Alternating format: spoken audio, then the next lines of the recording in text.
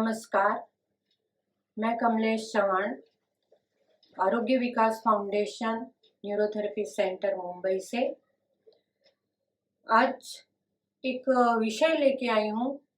Dengue dengue जिसको dengue भी बोला जाता है, ये कितना खतरनाक। तो इसीलिए मैंने सोचा आज सीज़न भी ऐसा है, बारिश का सीज़न है हर जगह, और डेंगू मलेरिया ये बहुत फैला हुआ भी है।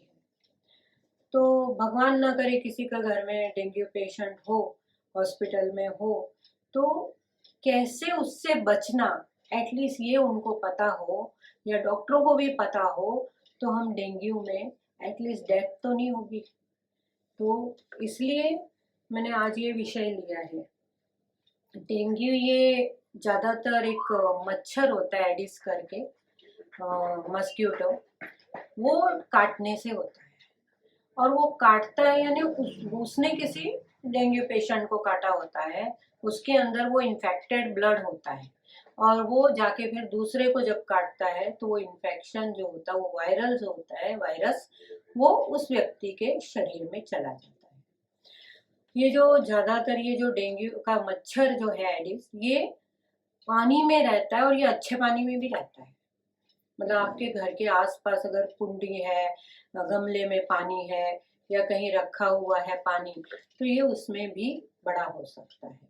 और इसके साथ साथ जब ये उड़ नहीं सकता है ज़्यादा, तो वो भी आप प्रिकॉशन कर सकते हो कि अपने घर के आसपास कहीं पानी जमा नहीं होने दो।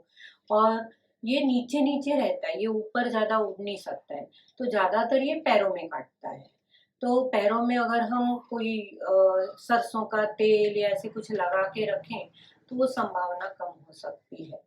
दूसरा, इसकी पहचान होती है, बहुत बड़ी साइज का होता है, और इसके पैरों पे ना वाइट ब्लैक स्पॉट होते हैं, मतलब ब्लैक वाइट वाइट बीच में पैच होते हैं, जिससे ये पहचाना जाता है कि ये डेंगू का मच्छर है। तो ये तो उसकी बात हो गई, जब उसने काट लिया पेशेंट को, तो उसके बाद 5 से लेके 14 दिन तक कभी भी सिम्टम उभर के आ सकते हैं। तो ये सिम्टम क्या होते हैं कि सिम्टम में सबसे पहले बुखार आना, ठंड लगना बहुत ज़्यादा, फिर उसमें पेट में दर्द शुरू हो जाता है, वॉमिटिंग जैसी वॉमिट हो भी जाती है, और नौशिया भी रहता है कि हमेशा जैसा लगता है, फीलिंग होती है वॉमिटिंग की, और कभी कभी वॉमिटिंग हो भी जाती है। इसके साथ साथ पेट में दर्द के साथ जॉइंट पेन और वीकनेस, बहुत ज़्यादा वीकनेस लगने लगता है, और 2-4 दिन के इसमें फीवर धीरे धीरे कम भी होने लग जाता है। और उसके बाद बॉडी में रेड रैश आने लगते हैं, लाल लाल स्पॉट आने शुरू हो जाते हैं पूरे शरीर में। तो इस प्रकार ये इसके सिम्टम है। तो ये ऐसे दिखता है कि बहुत मतलब साधारण सी चीज़ है, ऐसा नहीं है। ये रेड स्पॉट आने का कारण भी शरीर के अंदर प्लेटलेट का कम होना होता है। डेंगू ये ऐसा बुखार है या ऐसी बीमारी है जिसमें प्लेटलेट्स कम हो जाते हैं। प्लेटलेट्स ये ब्लड सेल है, जैसे आरबीसी डब्ल्यूबीसी वैसे प्लेटलेट्स होते हैं, बहुत छोटे छोटे होते हैं, और इनका काम बहुत बड़ा है। प्लेटलेट ये क्लॉटिंग फैक्टर है, मतलब ये ब्लड के अंदर क्लॉट करने का काम करता है। अगर ये कम हो जाता है तो ब्लड में क्लॉट ही नहीं होगा। आपके कुछ उंगली भी कट गई तो इतनी ज़्यादा ब्लीडिंग होगी कि वो ब्लड बंद नहीं होगा। हमारे कहीं भी ब्लड निकलता है, कहीं भी मार लग गई, कुछ कट गया, तो ब्लड निकलता है, और वो थोड़ी देर ऐसे पकड़ के रखो, अपने आप ही बंद हो जाता है, या ना भी पकड़ के रखो तो भी बंद होता है थोड़ी देर में, क्योंकि वहाँ क्लॉटिंग फैक्टर है। क्लॉट बन जाता है तो ब्लड बंद हो जाता है।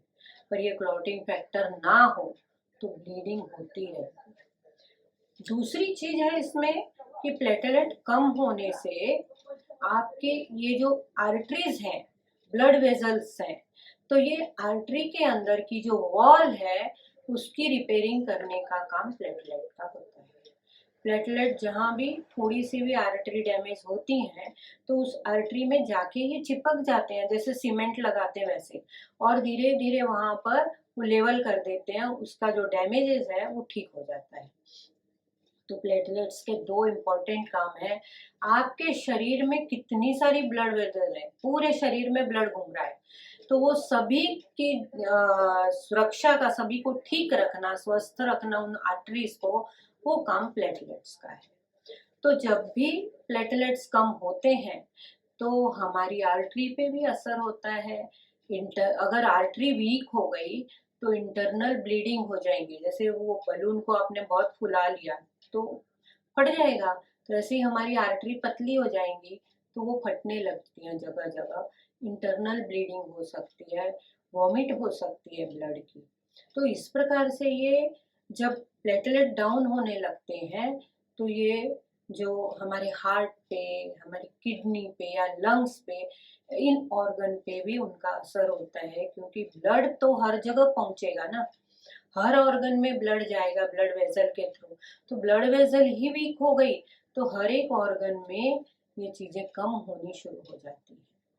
अब ये प्लेटलेट डाउन क्यों होते हैं?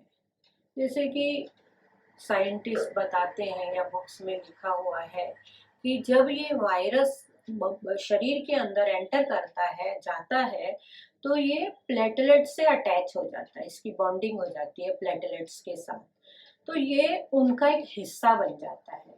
फिर ये क्या करता है कि ये जो प्लेटलेट उसके साथ मिले हुए हैं, ये अच्छे प्लेटलेट्स को भी मारने लग जाते हैं।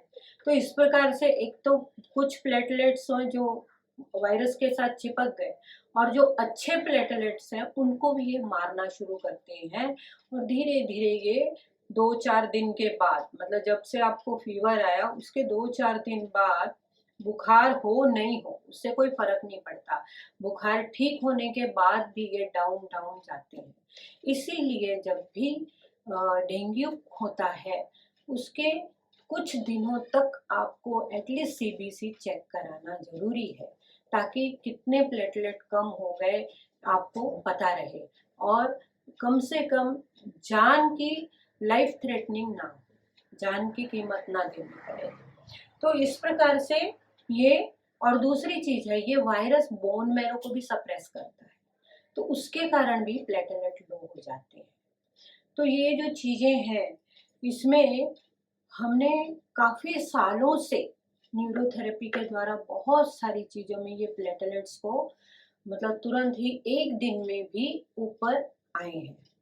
तो ये क्या है कि हमारे शरीर के अंदर कुछ ऐसे ऑर्गन होते हैं, ये जो प्लेटलेट एंटीजन के साथ या वायरस के साथ चिपक के जो काम कर रहे हैं, ये हमारे ही सेल्स हैं जो हमारे ही लोगों को मारने लग जाते हैं। यानी थोड़ा सा ये ऑटो इम्यून जैसा हो जाता है। और उसमें फिर जो हमारा सिस्टम है उसमें ऐसे ऑर्गन भी हैं जो हमारी इम्यूनिटी को थोड़ा डाउन कर सकते हैं, और या उन आने वाले जो सेल्स हैं उनको डाउन कर सकते हैं। तो ऐसा हम न्यूरोथेरेपी में वो छोटी छोटी ट्रीटमेंट है जो हम उस समय देते हैं। ऐसे कई पेशेंट हैं जिन्होंने हमें कहा था उस समय, ये 8-10 साल पहले की बात है, कि हमने जब स्टडी किया हमको लगा कि ये चीज़ से ठीक होता है। इवन मलेरिया में भी जो प्लेटलेट डाउन होते हैं, डेंगू में डाउन होते हैं, तो ये विदिन कुछ घंटों के धीरे धीरे ऊपर आ जाते हैं।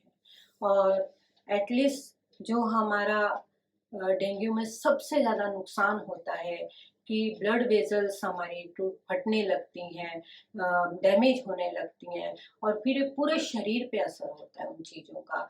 और डेंगू के कारण फिर जो रैश आते हैं वो भी इसलिए आते हैं क्योंकि प्लेटलेट डाउन हो रहे हैं। और इसके साथ साथ ब्लड वॉमिटिंग हो सकती है, कान में से, नाक में से ब्लीडिंग हो सकती है। तो किसी लेडी को अगर मेंसेस हो तो उसमें बहुत ज़्यादा ब्लीडिंग होने लग जाएगी। तो ये जान के खतरे की जैसी चीज़ें होती हैं।